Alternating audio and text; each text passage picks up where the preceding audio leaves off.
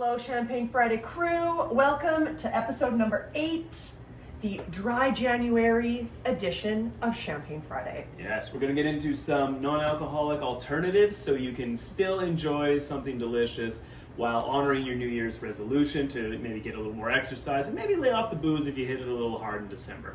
And big shout out to our varsity mentors. Thank you for getting us to the point where we're at today.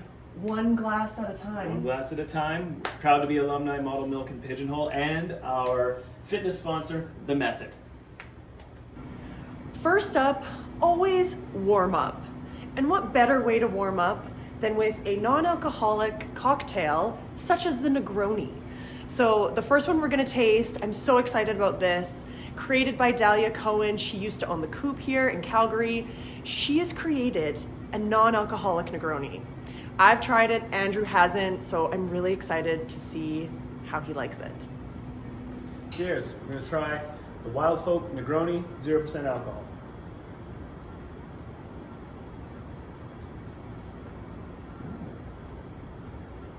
Okay. He's into it. Okay. So this is really delicious. First of all, you got to get past the fact it's not red. This isn't the color of a traditional Negroni. It doesn't have Campari. It doesn't have sweet vermouth in it. So don't judge a book by its cover. No, not at all. But what it does have is it has like a proper bitterness, a proper herbaceousness. It's very aromatic. It's super pretty. Like juniper, kind of like emulating where the gin would go.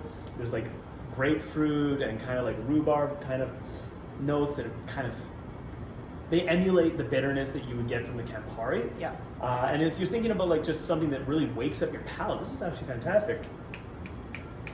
Because if you have a Negroni before a meal, that's what it's doing. It's kind of like waking up your palate, getting Warming your you appetite up. working. I think this is fantastic. I can't believe it's all organic, all natural ingredients, and a very reasonable amount of sugar. This doesn't taste like a pop. It doesn't taste like a soda that's been flavored with things that you would find in a Negroni. It tastes like a real like non-alcoholic cocktail. So it's delicious, and like Andrew said, it's all organic, all natural.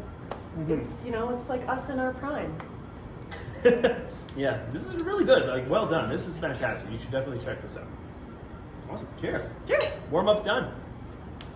All right, so we're getting into what we call the cardio or appetizer course of this event, and we're going to go with the Odd Bird Sparkling Rosé made from Chardonnay and Pinot Noir in a proper sparkling, proper Champagne Friday ethos.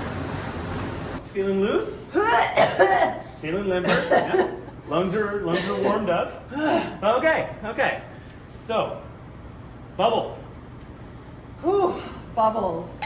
Old Faithful has returned. You might remember this bad boy made an appearance in episode 3, where I fooled Andrew into thinking Blind tasting that this was, a traditional alcoholic sparkling wine, which it wasn't.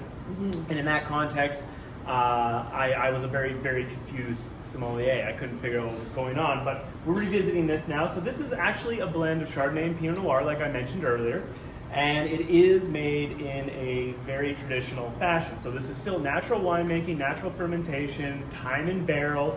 They just have a patented process where they remove all the alcohol from the wine. Oh. So you have a lot of the traditional like mouthfeel, texture, acidity from a real wine without any of the alcohol. So Where does all the alcohol go? it's a mystery. I think they keep it a secret for a reason, because once everybody has that technology, everybody can just put out their own non-alcoholic wine. So for now, Odd Bird has, in this market anyway, has the corner, has the niche. So let's check it out again. Okay. So I will say this time tasting it in the context of being non-alcoholic. Being sober. Exactly. It does have a proper like wine nose in the sense that there's like a little touch of yeastiness, lots of raspberry, almost like imagine raspberry kind of tart. It's not like super buttery or super rich, but it definitely has those things that you would see in a champagne or like a properly fermented sparkling wine. Good acidity. The bubble is like really persistent. It's very lively. So if you were getting into some sort of appetizer, some kind of like lighter dish at the beginning of a meal, this would 100% fit the bill. It's gonna send your heart racing. Absolutely. And High actually, heart rate, high adrenaline. And in our case, high recovery, because I think Lana already needs it. I need it. Cheers. Cheers. Tastes like shit.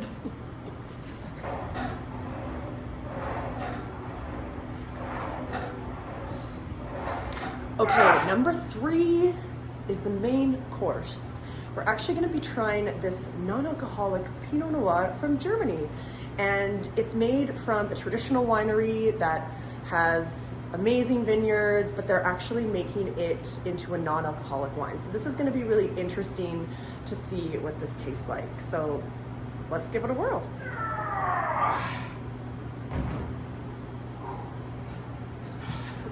Main course, red wine, Pinot Noir from Germany, de-alcoholized, a proper producer making proper wines. This one just happens to have no booze. I mean, we've had 3 drinks so far, and I feel fantastic.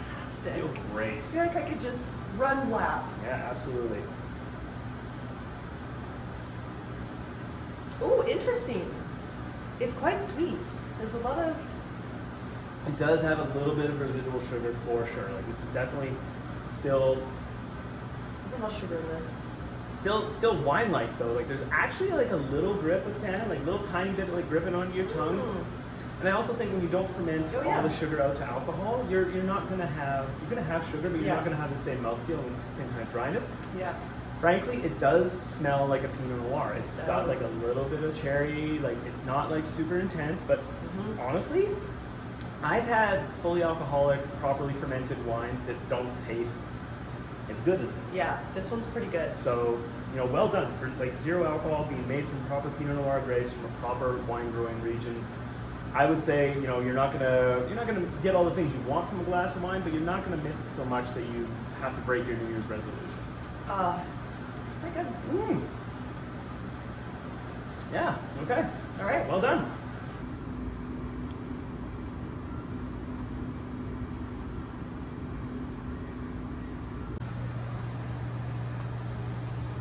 All right, we've reached the cool down phase of our workout. As you can see, Lana's got a head start on it. I think it's great after a workout to be able to have a beer. You work hard, you want to have something that feels like a little bit of a reward. So we're gonna go with Mikkeller's Limbo Framboise, Copenhagen-based brewery, making some of the best alcoholic beers on the planet that I've ever had. This is their non-alcoholic version, and I have really high hopes for this, so I hope it's wonderful. The cool down. Yes, our nice, refreshing, cleansing, not an ale, but an actual beer, Limbo Framboise from Mikkeller. I gotta say right off the bat, this smells like delicious. a beer. And Alcohol and other, like that. I don't even really like beer, and on first whiff, I was intrigued to go down this journey. Okay, yeah, it's got a little touch of bitterness, both from hops and from the raspberry. The raspberry tastes extremely natural. Very, yeah. It's not artificial in any way, and their ingredient list is very small. It's literally just malt, hops, raspberry, their special yeast strain, and water. 0.3% alcohol. So if you're like really looking for like zero alcohol, of course 0.3 is not zero. But honestly, this is the most like its alcoholic counterpart that we've had. I would say. I think it's fantastic, and I figured that Mikkeller, brewing such fantastic beers, was going to make a great non-alcoholic version. So I feel extremely refreshed. This is my kind of like post-workout cool-down smoothie. Nice way to finish off a strenuous workout here. Yes. Methods. Yes. So yeah, thanks for joining us. Wishing everyone a really dry January. Namaste. Namaste. Non-alcoholic drinkers. You want to give me a glass of wine? Oh yeah. Let's go. Okay.